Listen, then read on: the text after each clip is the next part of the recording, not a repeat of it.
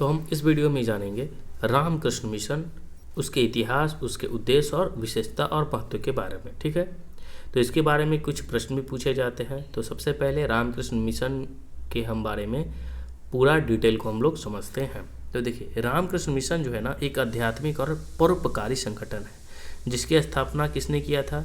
तो रामकृष्ण मिशन स्वामी विवेकानंद के द्वारा किया गया था 1897 में। ठीक है, 1 मई 1897।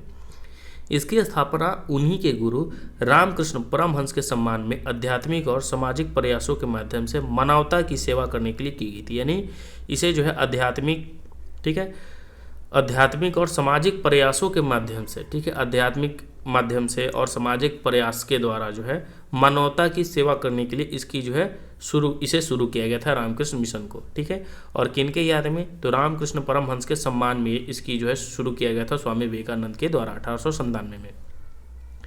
यह मिशन जो है समाज के उत्थान और वेदांत की शिक्षाओं के प्रसार में महत्वपूर्ण भूमिका निभाता है। यानी जो रामकृष्ण मिशन है, ये क्या मिशन जो है समाज के उत्थान में, कि समाज का उत्थान कैसे हो, ठीक है, और वेदांत की शिक्षा के प्रसार में महत्वपूर्ण भूमिका निभाता है। रामकृष्ण मिशन की अगर हम बात करें तो रामकृष्ण मिशन जो है, जिसे अक्सर वेदांत आंदोलन के रूप में भी जाना जाता है, और हिंदू धार्मिक और आध्यात्मिक संगठन पर केंद्रित है, जिसे रामकृष्ण मिशन के रूप में जाना जाता है। इस मिशन का नाम भारतीय आध्यात्मिक नेता रामकृष्ण परमहंस के नाम पर रखा गया और यह उन्हीं से प्रेरित है। इसकी स्थापना 1 मई 1897 को स्वामी विवेकानंद ने की थी, जो रामकृष्ण परमहंस के प्रमुख शिष्य थे। संगठन के मुख्य उद्देश्य अद्वैत वेदांत का हिंदू दर्शन और ज्ञान, भक्ति, कर्म और राजयोग के 4 यौगिक उपदेश हैं। और आप इस लेख में जो है हम लोग देखेंगे कि रामकृष्ण मिशन के बारे में जानेंगे। ठीक है, और ये जो है विभिन्न परीक्षाओं में जो है पूछा भी जाता है, ये भी ध्यान रखना है। चलिए, नेक्स्ट हमारा है कि रामकृष्ण मिशन का इतिहास क्या रहा है। तो देखिए, संस्थापक कौन है? तो हम सभी जानते हैं कि स्वामी विवेकानंद जो है इसके संस्थापक है। तो रामकृष्ण मिशन की स्थापना स्वामी विवेकानंद के पश्चिम से लौटने के कुछ समय बाद हुआ था। यानी जब ये पश्चिमी देश में गए हुए थे तो उस लौटने के बाद हुआ था, जहाँ उन्होंने 1893 में शिकागो में धर्म संसद में अंतर्राष्ट्रीय मान्यता प्राप्त की थी। अपने गुरु रामकृष्ण की शिक्षाओं से प्रेरित होकर विवेकानंद ने एक ऐसे संगठन की कल्पना की जो आध्यात्मिक गतिविधियों को सामाजिक सेवा के साथ जोड़ सके। प्रारंभिक वर्षों की अगर हम बात करें तो अपने शुरुआती वर्षों में मिशन ने आध्यात्मिक शिक्षा और राहत कार्य पर ध्यान केंद्रित किया। मिशन की गतिविधियों के लिए आध्यात्मिक आधार प्रदान करने के लिए मिशन के साथ साथ रामकृष्ण मठ की स्थापना की गई और मिशन का मुख्यालय कोलकाता के पास बेलूर मठ में स्थापित किया गया था, जो आज भी इसका केंद्रीय केंद्र बना गया है। यानी मुख्य केंद्र कहाँ था? कोलकाता का बेलूर मठ। अब इसकी अगर विशेषता की बात करें तो आध्यात्मिक जो है गतिविधियां में विशेषता है कि उपदेश और शिक्षण। मिशन में जो है आत्म जागरूकता और आध्यात्मिक विकास को बढ़ावा देने के लिए नियमित आध्यात्मिक प्रवचन, ध्यान सत्र और योग कक्षाएं आयोजित करता है। साहित्य का प्रकाशन की अगर हम बात करें तो मिशन जो है पुस्तकों, पत्रिकाओं और पत्रिकाएं प्रकाशित करता है जो वेदांत की शिक्षाओं और रामकृष्ण, स्वामी विवेकानंद और अन्य आध्यात्मिक नेताओं की जीवन कहानियों का प्रसार करते हैं। शैक्षिक पहल की अगर हम बात करें तो स्कूल और कॉलेज में मिशन पूरे भारत में कई शैक्षणिक संस्था चलाता है, ठीक है, जो सभी षष्ठ भूमि के छात्रों को गुणवत्तापूर्ण शिक्षा प्रदान करता है। व्यावसायिक प्रशिक्षण की अगर हम बात करें तो व्यक्तियों को आत्मनिर्भरता के लिए ये क्या करता है? एक व्यवहारिक कौशल से सशक्त बनाने के लिए व्यावसायिक प्रशिक्षण पर विशेष जोर दिया जाता है। इसके द्वारा स्वास्थ्य सेवाएं पर भी इसे ध्यान दिया जाता है, जैसे अस्पताल और क्लिनिक में, स्वास्थ्य शिविर में। ठीक है, समाज कल्याण में भी ये राहत कार्य मिशन के द्वारा जो है सक्रिय रूप से चलाया जाता है, जैसे बाढ़ हो गया, भूकंप हो गया, इन सभी में कल्याण कार्यक्रम भी चलाया जाता है, जैसे गरीबों की सहायता के लिए अनाथालय, वृद्धाश्रम, ठीक है, इन सब का जो है संचालित किया जाता है इसके द्वारा। रामकृष्ण मिशन का महत्व की अगर हम बात करें तो इसका जो महत्व है आध्यात्मिक और सामाजिक सद्भाव है। रामकृष्ण मिशन आध्यात्मिक जो है विकास और सामाजिक सेवाओं के सामंजस्यपूर्ण मिश्रण का उदाहरण है। इसकी गतिविधियां स्वामी विवेकानंद और रामकृष्ण परमहंस द्वारा सिखाए गए निस्वार्थ सेवा, करुणा और जो है सार्वभौमिक भाईचारा के आदर्श को दर्शाता है। शैक्षिक प्रभाव की बात करें तो मिशन की जो शैक्षिक पहलों ने अनगिनत व्यक्तियों के बौद्धिक और नैतिक विकास में महत्वपूर्ण योगदान दिया। गुणवत्तापूर्ण शिक्षा तक पहुंच प्रदान करके मिशन युवाओं को जिम्मेदार और प्रबुद्ध नागरिक बनने के लिए सशक्त बनाता है।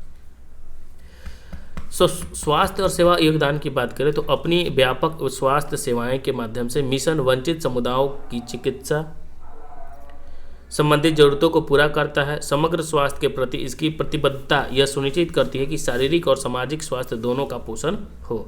नेक्स्ट है आपदा राहत एवं सामाजिक कल्याण। तो आपदाओं के प्रति रामकृष्ण मिशन की त्वरित और प्रभावी प्रतिक्रिया ने अनगिनत लोगों की जान बचाई है और प्रभावित समुदायों को बहुत जरूरी राहत प्रदान की है। इसके सामाजिक कल्याण कार्यक्रम हाशिए पर पड़े लोगों का उत्थान और सामाजिक समानता को बढ़ावा देना जारी रखते हैं।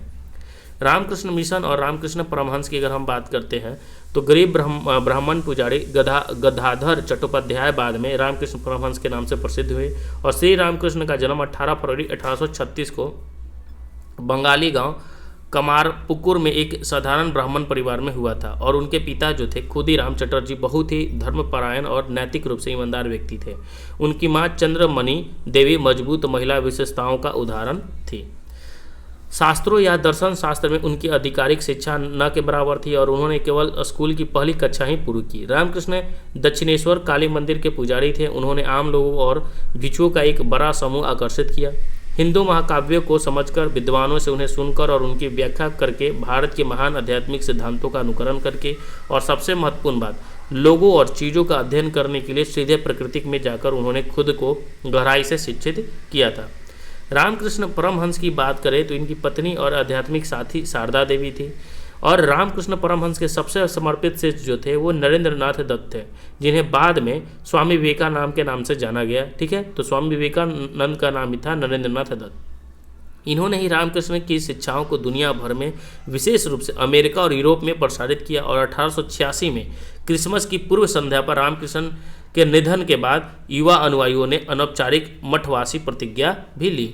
अब हम कुछ प्रश्न देख लेते हैं जैसे रामकृष्ण के बारे में। तो रामकृष्ण मिशन क्या है, तो देखिए स्वामी विवेकानंद ने 1897 में कलकत्ता, ठीक है, के निकट इस संगठन की स्थापना की, जिसका दोहरा लक्ष्य था हिंदू संत रामकृष्ण 1836 से 86 के जीवन से प्राप्त वेदांत शिक्षाओं का प्रसार करना था। ठीक है, जो रामकृष्ण परमहंस थे इनके गुरुजी, उन्हीं की शिक्षाओं को क्या करना था, प्रसार करना था तथा भारतीयों के लिए सामाजिक परिस्थितियों में सुधार करना था। रामकृष्ण मिशन का उद्देश्य क्या है, तो इसका उद्देश्य था धार्मिक, शैक्षिक और सामाजिक सेवा के माध्यम से मानवता की जो है सेवा करना। रामकृष्ण मिशन किन क्षेत्रों में कार्य करता है, तो ये सभी क्षेत्र में, जैसे शिक्षा के क्षेत्र में, स्वास्थ्य क्षेत्र में, ग्रामीण विकास में, आपदा प्रबंधन में, आध्यात्मिक प्रशिक्षण में, सभी क्षेत्रों में कार्य करता है। स्वामी विवेकानंद ने रामकृष्ण मिशन के माध्यम से किस प्रकार की शिक्षा पर जोर दिया था, तो इन्होंने स्वामी विवेकानंद ने आध्यात्मिक, नैतिक और व्यवहारिक शिक्षा पर जोर दिया था कि लोगों के नैतिक विकास, व्यवहारिक विकास और शिक्षा पर जोर दिया था। रामकृष्ण मिशन के अनुयायियों के लिए क्या मुख्य जो है संदेश है, तो मिशन का मुख्य संदेश था धर्म का पालन करें, मानवता की सेवा करें और आध्यात्मिक और नैतिक मूल्यों को अपनाएं। ठीक है, तो हमने रामकृष्ण मिशन के बारे में हमने समझा कि ये क्या था रामकृष्ण मिशन।